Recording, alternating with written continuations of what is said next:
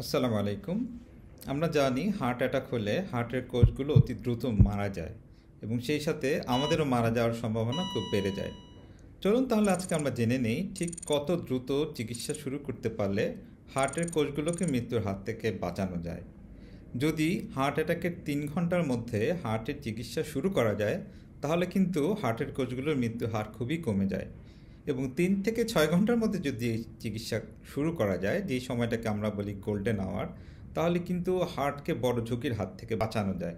এমনকি 12 ঘন্টার মধ্যেও যদি আমরা এই চিকিৎসা শুরু করতে পারি তাহলে কিন্তু রোগীকে একটা বড় ডিজাস্টার বা বড় একটা বিপদের হাত থেকে বাঁচানো যায় এবং মৃত্যুর ঝুঁকি অনেক কমে আসে।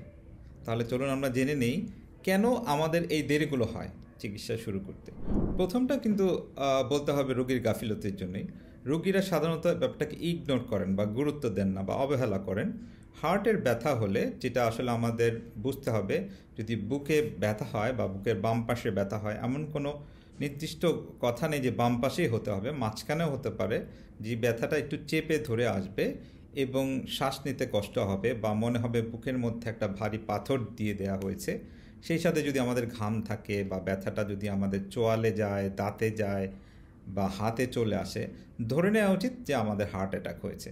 তারপরে সচরাচর আমরা যেটা করি, সব কিছুকে আমরা মনে করি এটা গ্যাসের ব্যথা বা আমি আজকে গ্যাসের খাবার খেয়ে ফেলেছি যেটা গ্যাস হতে পারে, যার ফলে প্রথমে আমরা গ্যাসের বড়ি খেয়ে ব্যাপারটার সমাধান করতে শুরু করি এবং যখন কমে না তারপরে আমরা হয়তো বা দেখা যায় একজন পরিচিত বা ডাক্তার বা বন্ধু ডাক্তার কাউকে ফোন দিয়ে বলি আজকে তো আমি এরকম ভাজা পোড়া খেয়ে ফেলেছি, আমার গ্যাস হচ্ছে, এখন আমি কি করব। দেখুন, যত এক্সপার্ট কার্ডিওলজিস্টই হোক, হৃদরোগ বিশেষজ্ঞই হোক, ফোনের মাধ্যমে কিন্তু হার্টের ডায়াগনোসিস করা সম্ভব নয়। এইসব কারণে আমাদের আসলে এই ঝুঁকিটা হয়ে থাকে, ঝুঁকিটা বেড়ে থাকে। দ্বিতীয় কথা হলো আগে যোগাযোগ ব্যবস্থা বা কমিউনিকেশন।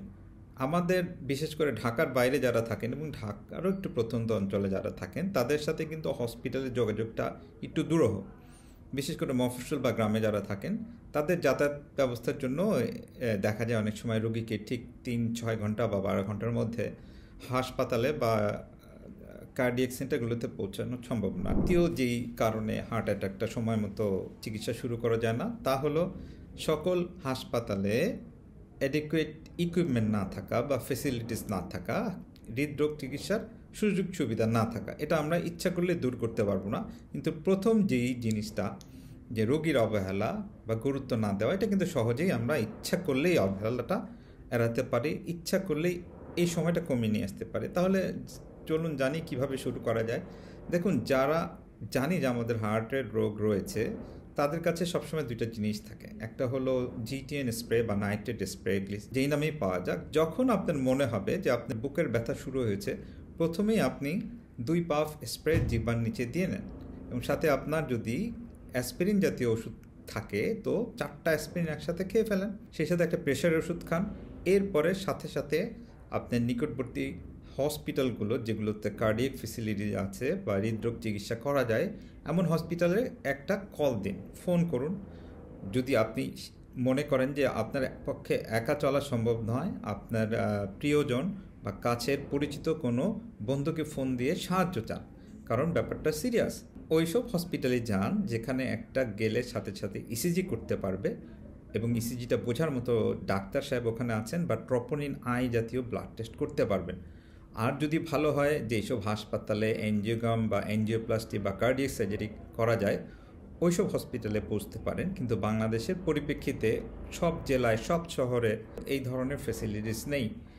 তো বোঝাই যাচ্ছে আমাদের তাহলে এতটুকু চিকিৎসা যদি আমরা যাতায়াতের পূর্বেই শুরু করে দেই, কিছুটা হলেও হার্ট অ্যাটাক কমানো যাবে। আর আমরা ওই হসপিটালগুলোতে পৌঁছানোর পরে ওনারা যদি সময় মতো এনজিওগ্রাম করে, এনজিওপ্লাস্টি করে বা বাইপাস করে আমাদের চিকিৎসা শুরু করে দিতে পারে, তাহলেই কিন্তু আমরা এক ধরনের বলা যায় যে বড় ঝুঁকি থেকে বেঁচেই গেলাম। এখন অনেকেই প্রশ্ন করে, আমি তো জানি না আমার হার্ট অ্যাটাক আছে, তাহলে আমি কিভাবে বলবো? দেখুন, আপনার হার্ট অ্যাটাক নাই, কিন্তু আপনার মনে হচ্ছিল যে আপনার গ্যাসের সমস্যা শুরু হয়েছে। তাহলে আপনি গ্যাসের বড়ি যেহেতু খেয়েছেনই, একটু বেশি করে খান বা আধা বোতল অ্যান্টাসিড খেয়ে ফেলেন। যদি দেখেন কমছে না ব্যথাটা, ধরে নেন আপনার হার্টের অসুখ হয়েছে। আর আপনার বয়স যদি 40-এর বেশি হয়ে থাকে, আপনি যদি ধূমপান করে থাকেন, আপনি যদি ব্লাড প্রেশার বেশি থাকে বা আপনার যদি ডায়াবেটিস থাকে অথবা কোলেস্টেরল বেশি থাকে অথবা আপনার পরিবারের কারো হৃদরোগ হওয়ার আপন আত্মীয় স্বজনদের হৃদরোগ হওয়ার প্রবণতা থাকে বা কারো আপনার আত্মীয় স্বজন হৃদরোগে মৃত্যুর তথ্য আপনার জানা থাকে, প্লাস আপনার যদি সেডেন্টারি লাইফস্টাইল থাকে বা আপনি যদি নড়াচড়া কম করেন, ওবেস হন, হাই স্ট্রেসের মধ্যে থাকেন, অনেক ঝুঁকিপূর্ণ কাজ করেন, সবসময় দুশ্চিন্তার মধ্যে থাকেন, ধরে নেন প্রথমত যে আপনার সম্ভবত হার্ট অ্যাটাক হয়েছে। এই চিন্তা করে যদি আপনি এগোতে থাকেন তাহলে কিন্তু আপনি এটা ঝুঁকিটা কমাতে পারবেন। আপনি সুস্থ অবস্থায় আপনার একটা সার্টেন বয়সের পরে গিয়ে, বিশেষ করে 40 বা 45 হয়ে গেলে অবশ্যই একটা কার্ডিয়াক চেক আপ করেন। আর আরেকটা কথা বলবো, বিশেষ করে কোভিড বা করোনার পরে দেখা গিয়েছে হার্ট অ্যাটাকের কিন্তু আসলে নির্দিষ্ট বয়সের গণ্ডিটা সম্ভবত চেঞ্জ হয়ে গিয়েছে। এখন অনেক অল্প বয়সেও হার্ট অ্যাটাক দেখা যাচ্ছে, আমরা দেখছি। তাই আমি সবাইকে বলবো সাবধান থাকুন, হাতের কাছে যদি আপনি হৃদরোগ জানা থাকে ওষুধগুলো রাখুন এবং খাওয়া শুরু করে দিন, কোনো ওষুধ বাদ দেবেন না। সেই সাথে প্রথমেই যেই কাজটি করবেন, হাসপাতালের সাথে যোগাযোগ করে একটি অ্যাম্বুলেন্সের জন্য কল করবেন। কারণ সতর্ক থাকলে এবং সাথে সাথে আপনি যদি পদক্ষেপ নিতে পারেন, আমরা ইচ্ছা করলে একটা বড় ঝুঁকি এড়াতে পারি। এতক্ষণ কষ্ট করে সঙ্গে থাকার জন্য ধন্যবাদ। কোনো প্রশ্ন থাকলে প্লিজ কমেন্ট সেকশনে প্রশ্ন করুন, আমি সর্বোচ্চ চেষ্টা করব উত্তর দেওয়ার জন্য।